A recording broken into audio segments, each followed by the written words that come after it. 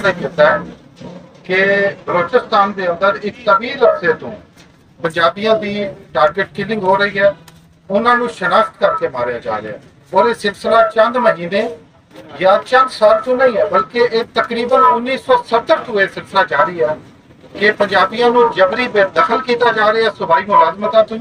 ਔਰ ਹੁਣ ਪੰਜਾਬੀਆਂ ਨੂੰ ਜਿਹੜਾ ਇੱਥੋਂ ਤੱਕ ਨੌਬਤ ਆ ਗਈ ਕਿ ਪੰਜਾਬੀ ਜਿਹੜੇ ਨੇ ਉਹਨਾਂ ਨੂੰ ਮੁਸਾਫਰ ਔਰ ਮਜ਼ਦੂਰ ਉਹਨਾਂ ਦੇ ਉੱਤੇ ਗਲਤ ਜਿਹੜਾ ਉਹ ਇਲਜ਼ਾਮ ਲਾ ਕੇ ਉਹਨਾਂ ਨੂੰ ਰਸਤੇ ਤੋਂ ਰੋਕ ਕੇ ਕਤਲ ਕੀਤਾ ਜਾ ਰਿਹਾ।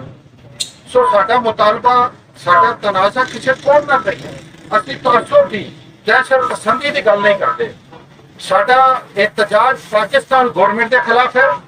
ਵਫਾਕੀ ਗਵਰਨਮੈਂਟ ਪਾਕਿस्तान ਦੀ तमाम इकाइयां ਦੇ ਲਿਸਾਨੀ, ਸਕਾਫਤੀ, ਜਾਨੀ, ਮਾਲੀ, ਵਾਸ਼ੀ ਤਹਫੁਜ਼ ਦੀ ਜ਼ਿੰਮੇਦਾਰ ਹੈ। ਅਸੀਂ ਇਸ ਪਾਕਿस्तान ਦੀ ਇੱਕ ਇਕਾਈ ਹਾਂ ਔਰ ਸਾਡਾ ਇਸ ਫੈਡਰੇਸ਼ਨ ਤੋਂ ਮੁਤਾਲਬਾ ਹੈ ਕਿ ਬਹੈਸੀਅਤ ਇਕਾਈ ਪੰਜਾਬ ਦੇ ਲੋਕਾਂ ਦੇ ਹਰ ਕਿਸਮ ਦੇ ਮਫਾਦਾਤ ਦਾ ਤਹਫੁਜ਼ ਕੀਤਾ ਜਾਏ।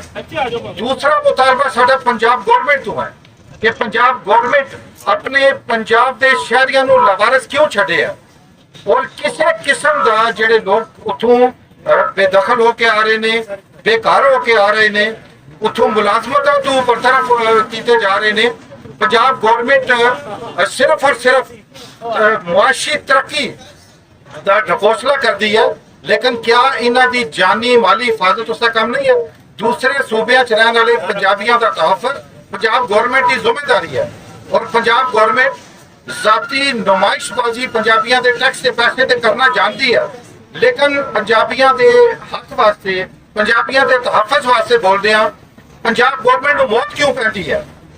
और तीसरा मुतालबा साडा एहतजाज बलोचिस्तान गवर्नमेंट तो है कि बलोचिस्तान गवर्नमेंट अपने सूबे के अंदर दूसरे सूबे के शहरियों को तहफ़्फ़ुज़ क्यों नहीं दे रही। और अगर वो तासुब जारी रखेगी तो पाकिस्तान दिया इस फेडरेशन दिया जड़ा खोखलियां करनगे, पाकिस्तान तासुब फैलेगा। असी दहशत पसंद सोच